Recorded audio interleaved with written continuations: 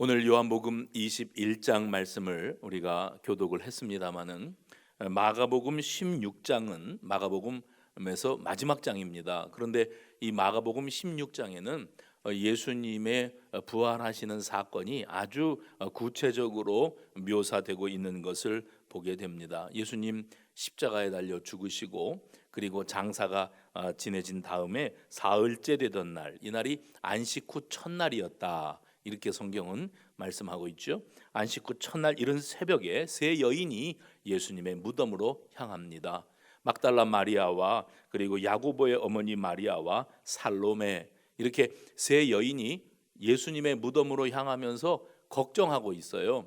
우리가 여자들 셋이 가면서 예수님의 시신에 향품을 넣어드리려고 하는 건데 그 예수님의 무덤을 가로막고 있는 돌문은 과연 우리 힘으로 굴릴 수 있을까? 이 부분을 놓고 고심을 하면서 무덤으로 향하였습니다.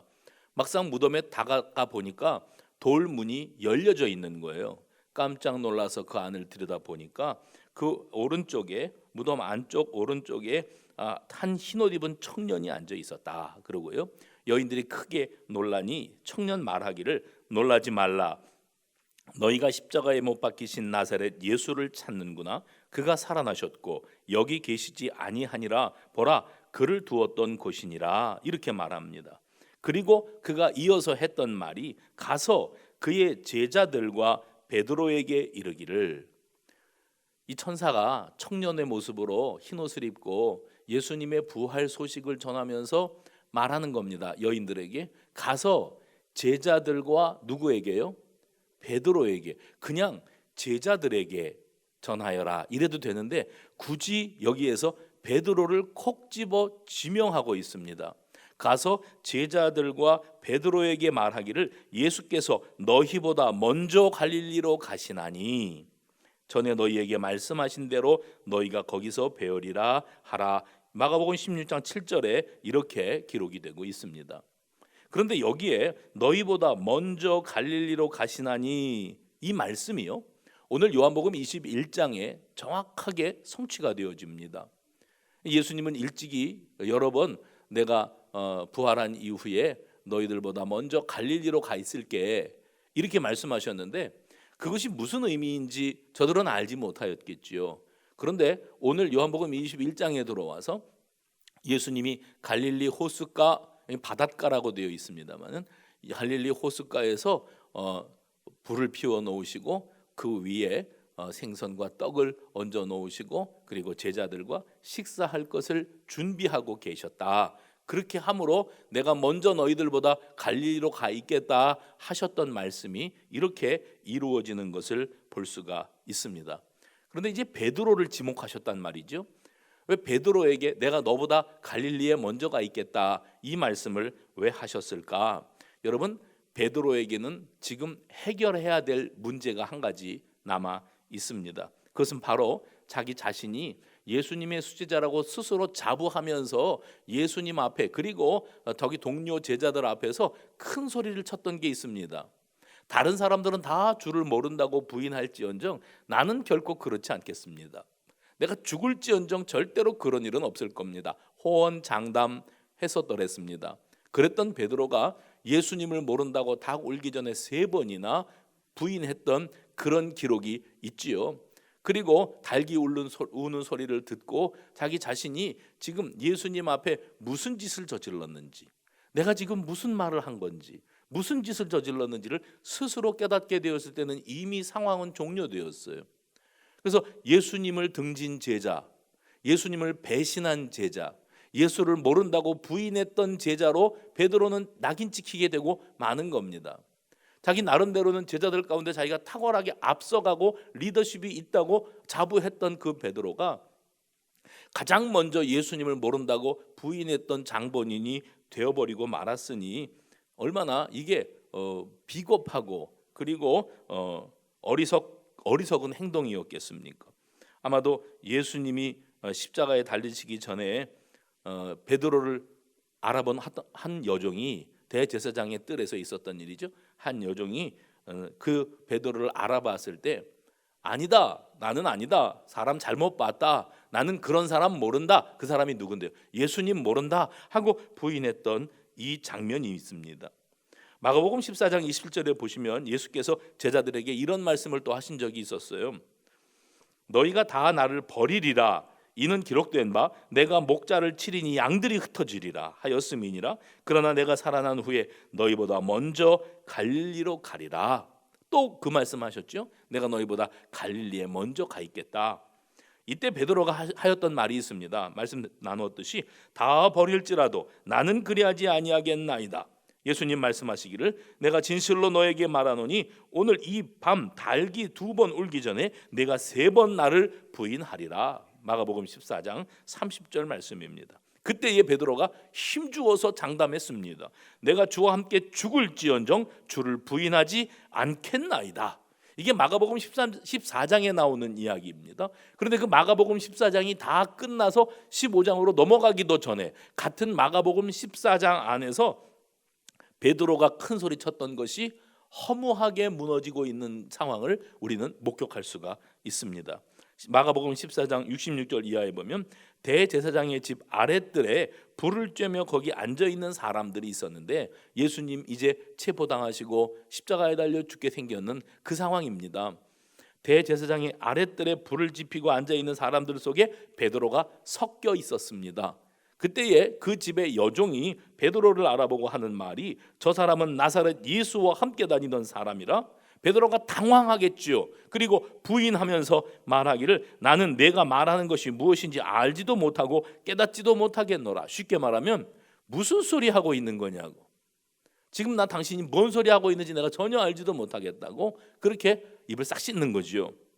그러면서 자리를 옮깁니다. 그래서 아랫뜰에 있다가 앞뜰로 나아갔어요. 마가복음 14장 68절입니다. 그런데 그 베드로를 알아본 여종이 거기까지 따라와서 말합니다. 이 사람은 그 도당이라. 그러니까 베드로가 또 부인합니다. 이렇게 2번을 아니라고 부인했는데도 거기 있는 사람들이 이제 베드로를 쳐다보는 거예요. 여종이 계속 그런 소리 하니까 과연 그런 사람인가 하고 베드로를 쳐다본 사람들이 베드로를 또 알아봤습니다. 너도 갈릴리 사람이니 참으로 그 도당이니라. 이때 베드로가 저주하며 맹세하되 나는 너희가 말하는 이 사람을 알지 못하노라. 이 사람이 누구예요? 나는 그 예수를 알지도 못한다. 바로 그 순간 닭이 곧 2번째 울었습니다. 닭의 울음소리를 듣는 순간 베드로는 크게 한 대 얻어맞은 것 같았을 거예요. 왜요? 바로 조금 전에 예수님께서 네가 닭이 울기 전에 3번 나를 모른다고 부인할 것이라. 자신은 절대 그러지 않을 거라고 자신이 있었거든요. 나는 절대 우리 예수님을 부인하는 그런 비겁한 배신자가 되지 않겠노라 하고 자신감을 스스로 갖고 있었는데 사실 알고 보면 베드로는 자기 자신도 알지 못하던 사람이었어요. 깨달았게 됩니다. 예수님 말씀하신 게 맞았구나. 나는 이것밖에 안 되는 사람이구나. 나는 이것밖에 안 되는 사람이구나. 우리는 우리 자신이 신앙생활을 참 열심히 한다고 생각합니다. 말씀 중심으로 살고 예배 중심으로 살고 기도 중심으로 살고 하나님 중심으로 사는 줄로 알아요. 그런데 우리 주님은 우리의 연약함을 더 잘 아십니다. 어떤 이유, 어떤 사건만 있으면 그러면 얼마든지 모든 것이 다 그만두어 줄 수도 있고 나 예수 모른다고 부인할 수도 있는 게 우리의 신앙의 수준이라고 하는 사실을 예수님은 다 잘 알고 계세요. 다 그만두어라. 내가 너희들 같은 사람들을 의지하고 믿었다니 하고 예수님이 고개를 절레절레 저어도 할 말이 없는 게 우리들의 현 주소인 겁니다. 그렇게 우리는 약합니다. 함량 미달입니다. 한참 멀었습니다. 그럼에도 불구하고 우리 주님은 우리를 사랑하시되 끝까지 사랑하시고 용서하시고 우리를 사랑한다고 말씀해 주신 우리의 주님이신 줄로 믿으시기를 바랍니다. 베드로가 자기 자신이 예수님 앞에서 어떤 짓을 저질렀는지를 깨닫게 되었을 때에 마가복음 14장 72절 보면 닭이 2번 울기 전에 내가 3번 나를 부인하리라 하심이 기억되어 그 일을 생각하고 울었더라. 울었대요. 그러니까 양심은 있는 거지요. 아, 내가 지금 주님이 예고하셨던 그대로 행동할 수밖에 없는 그렇게 형편없는 신앙이고 그렇게 형편없는 제자였구나. 그것을 깨닫게 되었고 그때 울었답니다. 그러니까 베드로가 울었다고 하는 것을 통해서 우리가 넉넉히 짐작하는 것은 이것은 그의 인생 가운데 가장 큰 오점이 된 거예요. 그리고 잊을래야 잊을 수 없는 인생의 큰 죄악입니다. 우리 주님을 모른다고 배신했으니 부인했으니 신의를 저버린 거죠. 의리가 없는 겁니다. 그렇게 큰 소리 쳤던 자신이 부끄럽고 예수님 앞에 너무 죄송스러워서 그는 펑펑 울 수밖에 없었습니다. 그리고 이 사건은, 이 문제는 그가 이제 앞으로 장차 교회를 세우고 사도로서 교회 시대를 이끌어 나가는 리더가 되고자 할 때에 반드시 해결되고 넘어가야 될 선결 과제였다고 하는 사실을 잊으시면 안 됩니다. 그런 면에서 오늘 이 장면은 말씀하셨던 대로 부활 이후에 먼저 갈릴리로 오신 예수님과 그 예수님 앞에 큰 죄를 저지르고 입이 10개라도 할 말이 없는 그런 일을 저질러 놓고 베드로가 먹고 살겠다고 다시 갈릴리로 가서 물고기 잡는 어부의 노릇을 하다가 먼저 와 계셨던, 예고하셨던 대로 그렇게 거기 그 호숫가에 와 계시는 예수님을 만나는 참 역사적이고 의미 있는 상황이라고 말씀드릴 수가 있습니다. 예수님은 그러한 베드로를 그럼에도 불구하고 사랑하시고 그를 위하여 먹을 것을 준비하시고 그를 만나주시고 그리고 물으셨어요. 베드로를 딱 지목하십니다. 그리고 요한의 아들 시몬아, 내가 이 사람들보다 나를 더 사랑하느냐? 이렇게 물으신 거예요. 3번을 물으시면서 내 양을 먹이라, 내 양을 치라, 내 양을 먹이라 이렇게 말씀하시면서 지난날에 베드로가 3번이나 예수님을 모른다고 부인했던 인생의 과오, 상처를 말끔히 씻어주시고 그리고 새로운 사명을 주셨다 하는 점에서 오늘 이 요한복음 21장의 장면은 참 의미가 있고 그 베드로의 연약한 모습이 그냥 예수님의 제자 가운데 한 사람 베드로가 예수님 사이에 있었던 일이 아니고 바로 오늘 우리의 이야기인 줄로 믿고 받으시기를 바랍니다. 그래서 오늘 본문으로 다시 돌아와 봅니다. 내가 너희들보다 먼저 갈릴리로 가리라 말씀하셨던 그 예수님이 갈릴리 호숫가에 서 계십니다. 친히 나뭇가지를 모아다가 모닥불을 피워 놓으시고요. 그 위에 떡을 얹어 놓고 생선도 준비해 두셨습니다. 일찍이 바로 앞장면에 어떤 상황이 있었는가 하면 저들이 어떻게 이 갈릴리 호수로 돌아오게 되었습니까? 베드로와 도마와 나다나엘과 세베대의 아들들 그러면 야고보와 요한입니다. 그리고 이름이 드러나지 않은 다른 2 제자까지 7명의 제자들이 있는 자리에서 베드로가 이런 말을 했더랬습니다. 이제 예수님도 죽고 없으니 나는 예전에 하던 대로 물고기 잡으러 가겠다. 그 소리 듣고 나머지 그 제자들도 자신들도 하던 일이 그 일이었기 때문에 우리도 같이 가겠다. 그리고 베드로를 따라 나서서 저들이 이제 갈릴리로 오게 되었던 겁니다. 그리고 밤새 물고기 잡는 그물질을 했다는 거지요.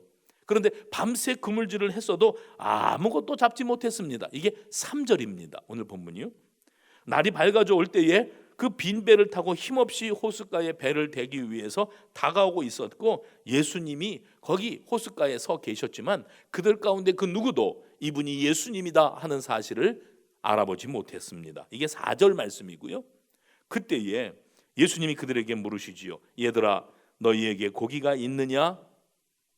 없나이다. 여러분 잘 들어보세요. 어부들이 물고기를 잡기 위해서 익숙한 자기들의 일터 갈릴리 호수입니다. 거기에서 밤새 그물질을 하였습니다. 지금 이맘때면 어느 곳에다가 그물을 내리면 물고기가 올라온다는 것은 그들이 손바닥 들여다보듯이 환히 아는 사람들인데 그런데 고기를 못 잡았어요. 헛그물질만 했어요. 아무것도 거둔 것이 없습니다. 빈 그물을 거두고 빈 배를 끌고 바닷가로 돌아오는데 그 마음이 얼마나 허탈했을까요? 괜히 헛수고만 한 거지요. 뭐 되는 게 없는 거예요. 내가 제일 잘 알고 내가 제일 익숙하게 해낼 수 있는 분야가 바로 이 물고기 잡는 일이었는데 그동안 예수님 따라다니다가 오랜만에 다시 본업으로 복귀해가지고 이 일을 해보려고 하니까 안 되는 거예요. 그런데 이 장면은 처음에 예수님이 베드로를 부르실 때의 장면과 매우 흡사합니다. 상황은 3년 전 이야기고 지금 이것은 3년 후의 이야기지만은 베드로는 자기가 예수님을 처음 만나고 부르심을 받았을 때 그 상황을 그냥 영화 필름 돌아가듯이 환하게 기억을 하고 있는 겁니다. 많은 사람들이 예수님의 말씀을 듣기 위해서 예수님과 제자들의 무리를 따라왔어요. 근데 예수님이 갈릴리 호숫가에 당도하셨을 때에 그때 마침 배 두 척이 거기에 호숫가에 대여 있었습니다. 그런데 예수님이 그 중에 한 배에 오르셨어요. 마침 베드로의 배였습니다. 예수님께서 이 배를 호숫가에서 육지에서 조금 떼기를 청하시고 그 배에 서셔서 그 호숫가에 와가지고 예수님 소리 말씀 듣기 위해 서 있는 사람들을 향해 예수님이 설교하셨습니다. 베드로는 자기 의지와 관계없이 예수님이 하자는 대로 순종하는 덕분에 예수님이 말씀하시는 그 설교 강단의 가장 앞자리 배에 타고 있었으니까요. 예수님과 자기만 그 가장 앞자리에서 예수님의 말씀을 경청할 수밖에 없었습니다. 관심이 있던 없던 들을 수밖에 없었어요. 말씀이 다 증거된 이후에 예수님께서 깊은 데로 가서 그물을 내려 고기를 잡으라 말씀하셨어요. 깊은 데로 가서 그물을 내려라. 목수 출신인 예수님이 그렇게 말씀하실 때 아이고 예수님 그런 말씀하지 마십시오. 내가 이 물고기 잡는 거로 잔뼈가 굵은 놈입니다. 제가 밤새 내 경험과 연륜과 모든 기술을 총동원해서 물고기 잡겠다고 난리를 쳤는데 한 마리도 못 잡고 나왔습니다. 그래서 이제 그물 정리하고 다음 날을 기약하려고 하는데 그 그물 끌고 다시 또 나가라고요? 말도 안 되는 소리입니다. 이러지 않고 베드로가 뭐라 그랬어요? 말씀에 의지하여 내가 그물을 내리리이다. 그 말씀은 예수님이 깊은 데로 가서 그물을 내리라는 말씀이 다가 아니고요. 지금 자기가 예수님이 그 배를 강대상으로 삼으시고 거기 서서 사람들에게 하나님 나라의 비밀, 하나님 나라의 능력을 선포하실 때에 그 소리를 요즘 유행하는 말로 일렬에서 들은 겁니다. 제일 가까운 곳에서 듣고 그 자기 마음이 열리는 거예요. 그래서 이분의 말씀이라면 내가 순종할 만하다, 순종해야겠다는 그런 마음이 들어서 거기 순종했던 겁니다. 그랬더니 물고기가 얼마나 많이 잡혔는지 그물이 찢어지는지라. 그물이 찢어질 지경이 돼갖고 다른 배에 있는 사람들, 야고보와 요한이었겠지요. 다른 배에 있는 사람들에게 도와달라고 해서 같이 물고기를 건져냈던 이런 상황이 있었고 예수님이 그때 내가 너를 사람 낚는 어부가 되게 하겠다 말씀하시면서 나를 따르라고 부르셨을 때 그때 그 사람들이 베드로, 야고보, 요한이 자기가 익숙했던 모든 것을 내버려 두고 예수를 따랐다. 그게 3년 전에 있었던 사건입니다. 그리고 이제 세월이 흐르고 흘러서 예수님이 십자가에 못 박혀 죽으시고 그리고 예수님이 말씀하셨던 대로 내가 너희들보다 먼저 갈릴리에 가 있을게 하시더니 나는 물고기나 잡고 다시 먹고 살 길 찾아야겠다. 베드로가 갈릴리호수로 올 때 그 동료 제자였던 이들이 같이 다시 물고기 잡으러 왔던 거죠. 물고기 한 마리도 잡지 못했습니다. 그때에 너희에게 고기가 있느냐? 그러니 지금 베드로뿐만 아니라 야고보와 요한까지 그 자리에 있는 제자들이 예수님을 연상할 수밖에 없는 상황인 거예요. 지금 이 상황을 보고 예수님이라고 하는 사실을 깨달아 알 수밖에 없었던 겁니다. 과거에는 깊은 곳으로 가서 그물을 내리라 말씀하셨던 주님이셨는데 이번에는 그물을 오른편에 던지라 그리하면 잡으리라. 오늘 6절에 나오죠. 그물을 배 오른편으로 던져라. 깊은 데로 가서 잡으라 그랬다가 이번에는 오른편으로 그물을 던져라 말씀하셨고 과거에는 깊은 데로 가서 던지라고 하시는 대로 하였더니 물고기가 많아 그물이 찢어질 지경이었다 그랬는데 오늘 이 상황에서는 던졌더니 오른쪽으로 던졌더니 물고기가 많아 그물을 들 수가 없었더라. 6절에 이렇게 기록되고 있습니다.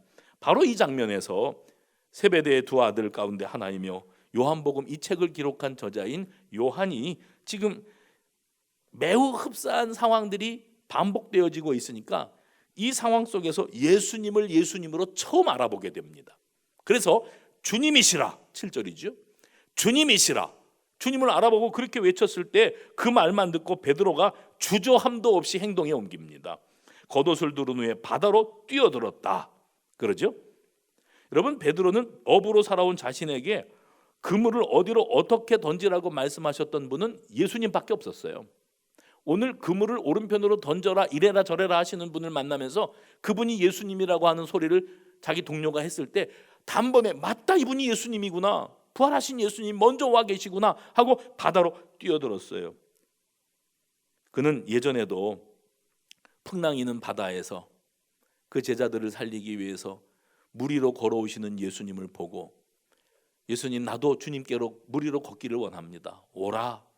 그가 바다 위에 발을 내딛고 주님을 바라볼 때에는 걷다가 풍랑을 바라보아 바다를 바라보아 두려움에 사로잡혔을 때 물속에 빠져들어갈 때 예수님이 그를 손잡아 건져내 주셨던 이런 생생한 간증거리, 생생한 체험이 있는 사람입니다. 그러니 예수님이다 그러고 이 갈릴리 바다 같은 상황 같은 장소에서 예수님이다 그러니 주저함이 없이 행동에 옮기는 이러한 일을 하는 것은 어쩌면은 베드로로서는 그렇게 낯선 상황은 아니었을지 모르겠어요. 베드로는 뛰어들었어도 다른 제자들은 일단 말씀에 순종해서 잡은 물고기를 육지로 끌고 왔습니다. 그리고 해변에 도착해 보니까 이미 거기에 숯불이 있었고 그 위에 생선과 떡이 놓여 있었다. 오늘 9절에 그렇게 기록되고 있습니다. 앞서는 잡은 고기가 없어서 없나이다 했던 베드로와 제자들이 이번에는 예수님으로부터 잡은 생선을 좀 가져와라 하는 말씀을 듣고 물고기를 얼마나 잡았는가 그물에서 끄집어냈는데 잡은 물고기가 몇 마리요? 153마리였다. 이렇게 오늘 본문이 기록합니다. 그러니까 요한은 오늘 본문에 예수님과 이 제자들 사이에 있었던 모든 일들을 기록하면서 숯불, 9절에 나옵니다. 이 숯불이라고 하는 단어를 기록하면서 그는 얼마 전에 대제사장의 뜰에서 베드로가 예수님을 모른다고 3번이나 부인하는 그 자리에 피어 있었던 불, 대제사장의 앞뜰에서 아랫뜰에서 그들이 바라보고 쪼이고 있었던 그 불이라고 하는 단어와 오늘 예수님이 갈릴리 바닷가에 피워놓으신 숯불이라고 하는 이 숯불의 단어를 똑같은 단어를 사용하고 있습니다. 그러니까 번역만 달리 되어 있을 뿐이지 똑같은 불이라고 하는 단어가 쓰이고 있다는 거지요. 그건 의도하는 바가 있어요. 요한이 뭘 의도하는가? 암시하는 겁니다. 떠오르게 만드는 겁니다. 그 불을 보고 이 불을 보면서 그날 있었던, 나는 예수 모른다고 큰 소리치고 부인했던 그 장면을 베드로가 가슴 아프게 양심에 찔리게 다시 되뇌일 수밖에 없도록, 떠올릴 수밖에 없도록 만들고자 오늘 이 장면이 있다고 하는 것을 요한은 깨닫고 기록하고 있는 겁니다. 그래서 오늘 요한복음 21장에 이 갈릴리 호숫가에 숯불을 피워놓고 거기 생선과 떡을 올려놓으시고 제자들을 부르시는 예수님과 제자들의 만남의 상황 속에는 아주 여러 군데에 제자들과 예수님과 사이에 있었던 사건들, 그 모든 사건들을 떠올릴 수밖에 없게 하는 그 요소들이 다 들어 있습니다. 특별히 베드로요. 베드로는 예수님하고 아주 특별한 경험을 했던 사람입니다. 예수님과 자기와의 사이에 있었던 많은 사건들, 많은 순간들이 지금 오늘 요한복음 21장 안에서 한꺼번에 다 드러나고 있는 거예요. 그러니 베드로는 얼마나 양심이 아팠겠습니까? 안 그래도 예수님을 모른다고 부인했던 배신자로서의 자기의 아픔이 있는 사람인데, 내가 그때 왜 그랬던 거 하고 펑펑 울었던 사람인데 오늘 부활하신 예수님을 갈릴리 호수에서 만나면서 여기에서 예수님을 온전히 깨달을 수밖에 없는 그런 상황들에 직면하게 되는 겁니다. 예를 들면 갈릴리 호수라고 하는 장소가 이미 예전에 자신이 주님의 부르심을 받았던 바로 그 장소였고, 물고기를 잡지 못한 빈 배, 이 빈 배가 오늘도 등장하지만 3년 전에 처음 주님을 만났을 때의 그 배도, 자신의 배도 빈 배였다는 거, 이게 떠오를 수밖에 없어요.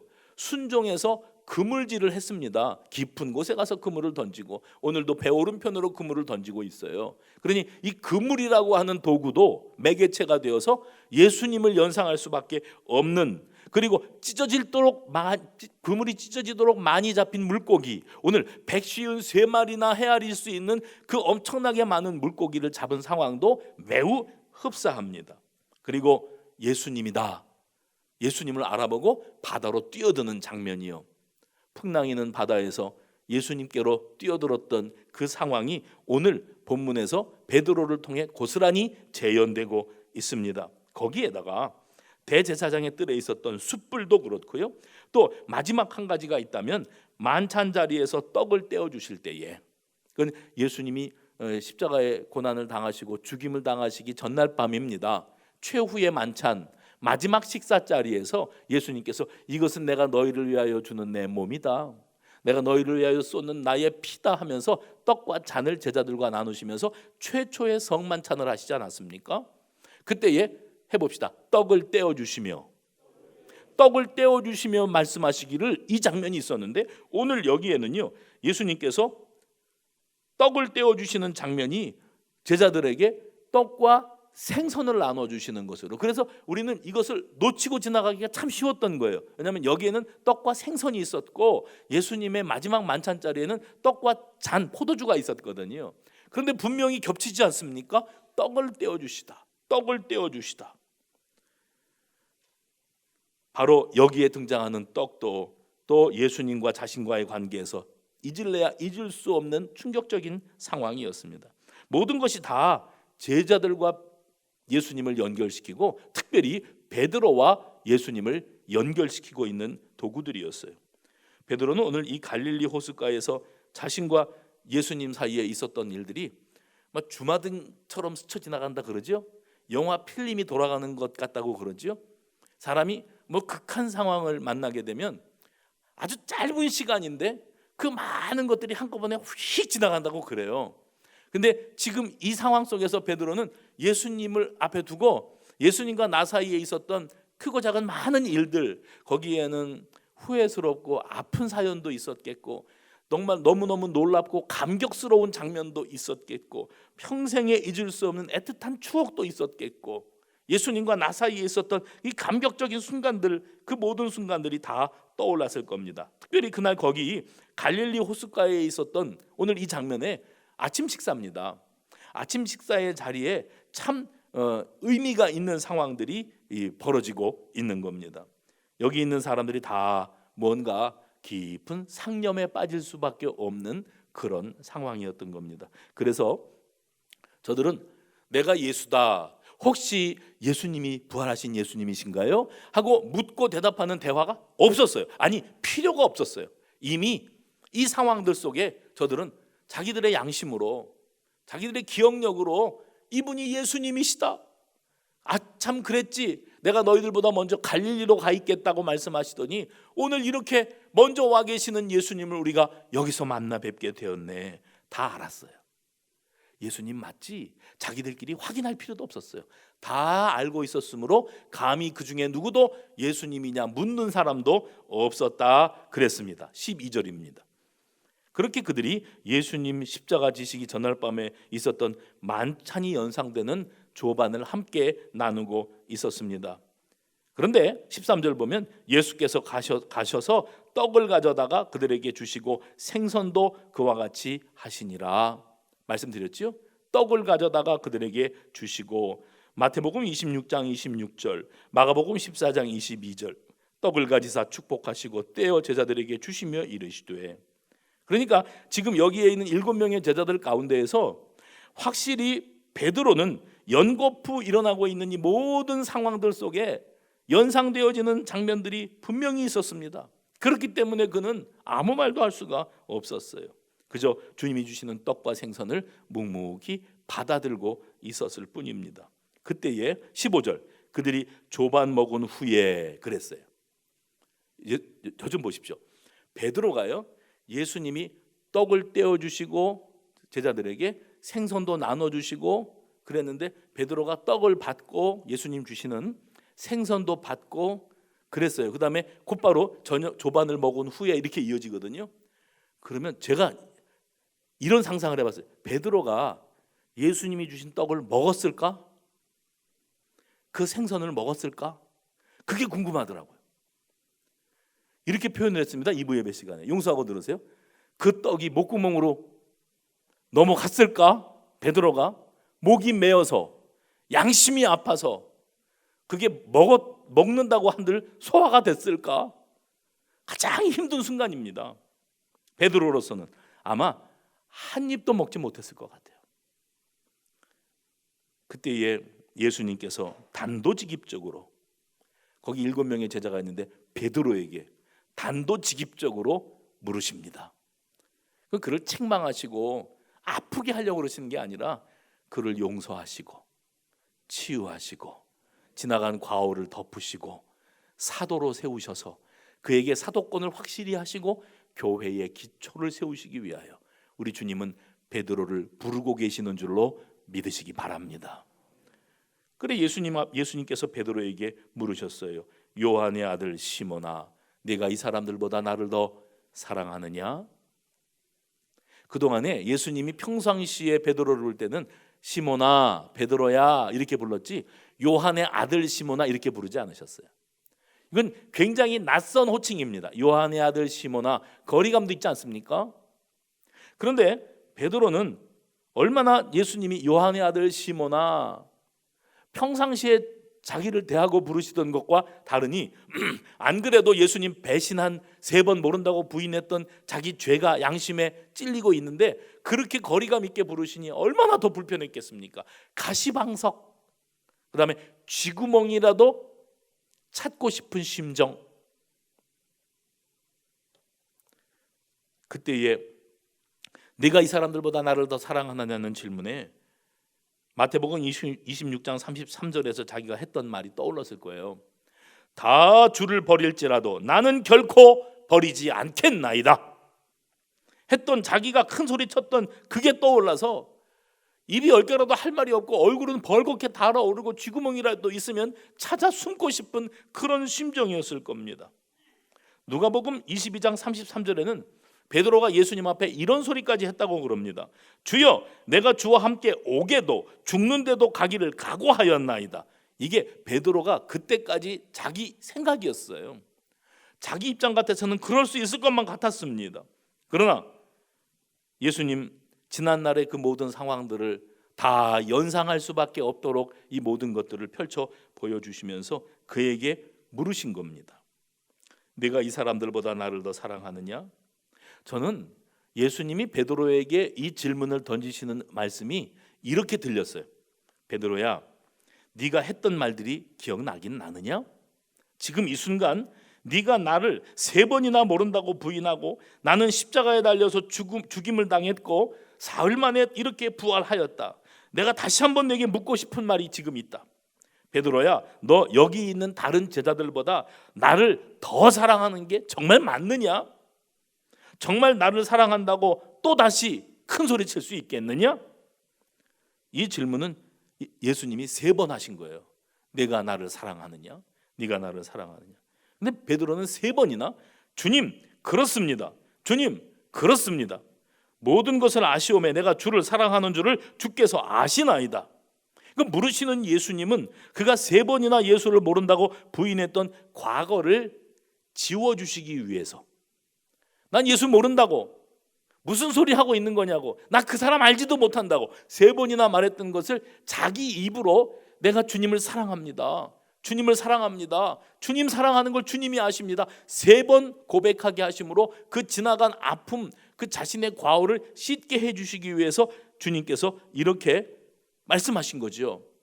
평생의 스승을 배신한 제자라고 하는 자기 그 인생의 짐, 인생의 올무에 갇혀서 살 수밖에 없었던 이 불쌍한 제자를 양심의 가책으로부터 해방시켜 주시기 위해서 주님이 그렇게 말씀하셨지만 베드로는 양심의 비수가 꽂히는 고통을 느끼면서 이렇게 대답했을 겁니다.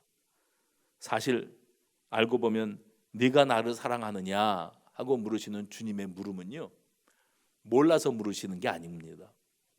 베드로가 예수님을 사랑하는 그 수준이 어느 정도밖에 안 된다는 것을 몰라서 물으시는 게 아니에요.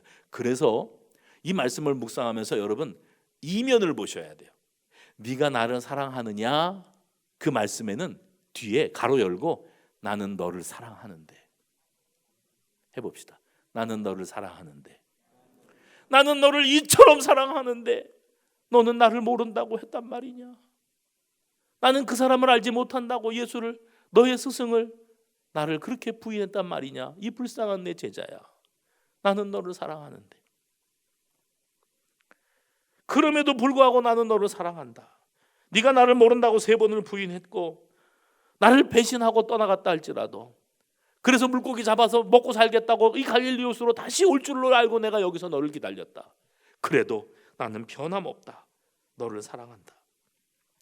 제가 이 장면을 묵상하면서 우리가 평상시에 익숙하게 불렀던 찬송가 가사가 하나 떠올랐어요. 우리는 다 같이 해주세요. 주님을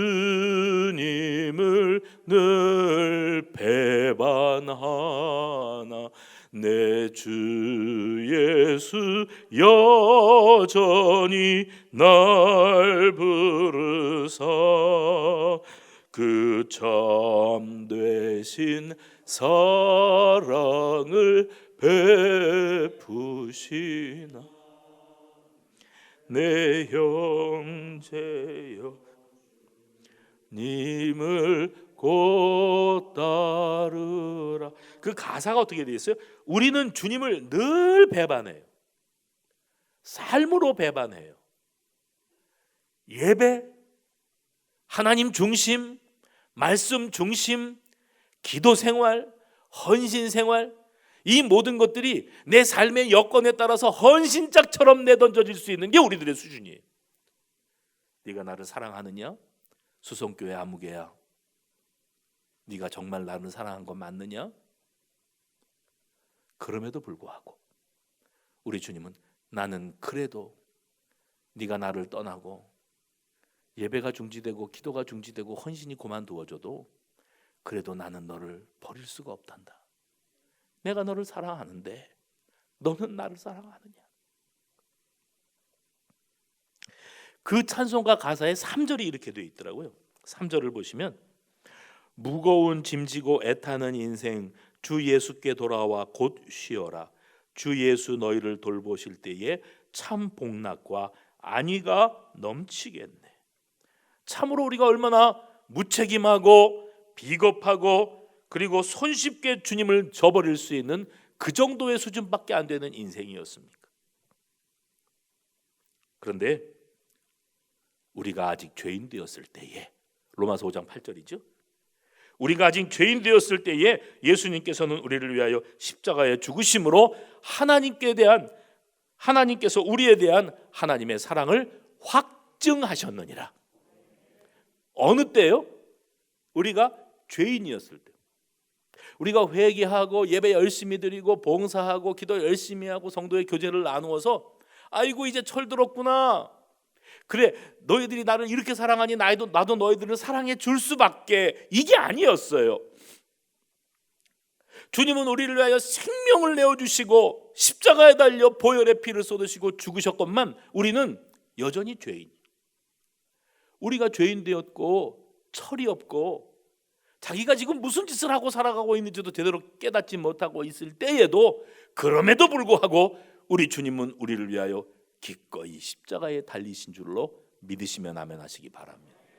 우리가 죄인 되었을 때, 그리고 로마서 5장 10절에 뭐라고 말씀하고 계십니까? 우리가 그분과 원수 되었을 때에, 죄인 되었고 원수 되었을 때에 그의 아들을 십자가에 내어주심으로 말미암아 하나님과의 관계가 화목하게 되었은즉 하나님과 화목하게 된 자로서는 더욱 그의 살아나심 부활로 말미암아 구원을 받을 것이라. 할렐루야. 베드로는 예수님을 모른다고 배신했지만 주님은 그를 다시 찾으시고 네가 나를 사랑하느냐? 나는 너를 사랑하는데 하시면서 먼저 손 내밀어 주셨어요. 이게 은혜고 이게 복음이고 이게 구속의 은혜요 십자가 대속의 은혜인 줄로 믿으시기를 바랍니다. 저는 책을 읽다가 이런 구절을 읽고 감동받은 일이 있습니다. 우리 하나님은 예수님의 십자가 보혈로 우리의 죄를 녹이셨다. 해봅시다. 하나님은 십자가 보혈로 우리 죄를 녹이셨다. 예수님이 탕자 이야기를 들려주셨어요. 탕자의 아버지 이야기를 들려주신 거예요. 탕자가 주인공이 아니었다고 그러죠? 탕자의 아버지를 보라는 겁니다. 우리 하나님 아버지, 그 죄를 녹이시는 사랑의 아버지이셨고, 우리 예수님은 극악무도한 사울을 변하여 바울되게 하신 분이세요. 그 사랑의 능력이 어느 정도의 사랑이었는지, 우리가 저 땅 끝까지가 있을지라도 우리를 찾아오셔서 우리에게 대한 당신의 사랑을 확실히 증거하시는 분이 우리 아버지이신 줄로 믿으시기를 바랍니다. 그리고 그 사랑에 녹아지는 부활의 아침이 되어지시기를 주의 이름으로 축원합니다. 네가 나를 사랑하느냐? 예, 주님, 제가 주님을 확실히 사랑합니다. 이 주고받는 대화가 전부가 아니었던 겁니다. 이 대화 속에 그럼에도 불구하고의 사랑이 아주 진하게 녹아들어 있어요. 동시에 시몬 베드로, 그런 시몬 베드로를 사랑으로 품으시며 그런 함량 미달인 베드로에게 사도라고 하는 직을 부여하시면서 그에게 교회를 세우라고 하시는 명령을 주신 분이 우리 주님이셨어요. 여러분, 그래서 사도직을 감당하며 초대교회에 초석을 놓기 위해서 베드로가 반드시 먼저 감당해야 됐던 것이 뭐였는가 하면 자신의 지난날의 과오를 용서받는 일, 용서받는 일이 먼저였어요. 그 다음에는 정말로 주님을 사랑해서 그 주님을 만나서 순교를 각오하고 진정한 제자로 거듭남이 필요했어요. 질문합니다. 여러분은 왜 예배의 자리에 와 계십니까? 여러분은 왜 제자의 자리를 지키고 계십니까? 여러분은 왜 하나님의 교회에서 직분을 감당하십니까? 여러분은 왜 자원봉사하고 몸바쳐 헌신하고 살아갑니까? 여기에 우리가 할 수 있는 유일한 대답은 한마디밖에 없어요. 예, 제가 주님을 사랑하기 때문입니다. 베드로가 주님을 사랑한다고 대답했을 때 과연 여러분, 베드로가 예수님이 자기를 위하여 쏟아주신 그 엄청난 사랑을 다 깨닫고 100% 이해하고 그리고 제가 주님 사랑해요 그렇게 말했던 것일까요? 아닙니다. 제가 주님을 사랑합니다. 주님을 사랑한다니까요. 주님 사랑하는 것을 주님이 더 잘 아십니다 라고 말할 때 그가 썼던 그 사랑은 인간적인 사랑, 의리를 지키는 사랑 정도의 사랑밖에는 안 됐어요. 그럼 아직 멀었죠. 아직도 철들라면 멀었습니다. 그런데 주님은 그러한 그에게 내 양을 먹이라, 내 양을 치라, 내 양을 먹이라고 하셨어요. 마치 베드로가 주님이 자기를 사랑하신 그 사랑이 어느 정도인지를 100% 이해하고 깨닫고 대답한 것처럼, 사실은 그게 아닌데 그렇게 대답한 것처럼 받아주셨어요. 그 순간 베드로는 두 뺨에 흐르는 눈물, 그리고 결단했을 겁니다. 적어도 내가 이후로는 순교의 죽음이 내 코앞에 닥친다 할지라도 난 예수 모른다고 부인하는 그런 비겁은 저지르지 않겠다. 그리고 실제로 여러분, 베드로가 그렇게 순교당했다는 사실을 우리는 이야기를 통해서 듣고 있습니다. 은혜를 은혜로 깨닫고, 은혜를 은혜로 깨닫고, 그럼에도 불구하고의 사랑, 그 사랑에 감격, 울컥함이 있는 사람만이 진정 주님의 일을 감당할 수 있는 겁니다. 내가 주님을 늘 배반하고 사나? 주 예수님은 나를 늘 용서하시고 나에게 또 기회를 주시고 나를 절대로 포기할 수도 없고 버릴 수도 없는 그 한량없는 사랑으로 우리 주님은 오늘 2020년도 부활절 우리의 가슴속으로 찾아오시는 줄로 믿습니다. 여기 그 갈릴리 호숫가에서 베드로를 만나주신 주님을 오늘 만나시고 그 감격으로 부활하신 주님과 동행하는 우리 수성가족들이 다 되어지시기를 주의 이름으로 축원합니다. 감사 고백입니다. 그럼에도 불구하고 나를 용서하시고 사랑하신 예수님께 감사합니다. 그리 아니하실지라도 감사합니다. 그럼에도 불구하고 다 이해할 수 없을 때라도 감사합니다. 기도하겠습니다. 하나님 아버지, 참으로 감사합니다. 우리는 베드로보다 더하면 더했지 덜하지 않은 사람들입니다. 함량미달이요, 아직도 그 어마어마한 사랑의 억만분의 일도 깨닫지 못하며 주님의 일을 한다고 예배드린다고 봉사한다고 예배당을 들락거리고 있지만 우리는 아직도 멀었음을 고백드립니다. 그럼에도 불구하고 우리를 귀히 여기시고 우리의 헌신을 통하여 큰 일을 이루시기를 원하시는 주님, 우리로 깨닫게 하시고 2020년도 부활절 이 시간 우리가 주님을 다시 가슴속에 모셔드리고 살아가는 참 그리스도인이 되게 하여 주시옵소서. 예수님의 이름으로 기도하옵나이다. 아멘.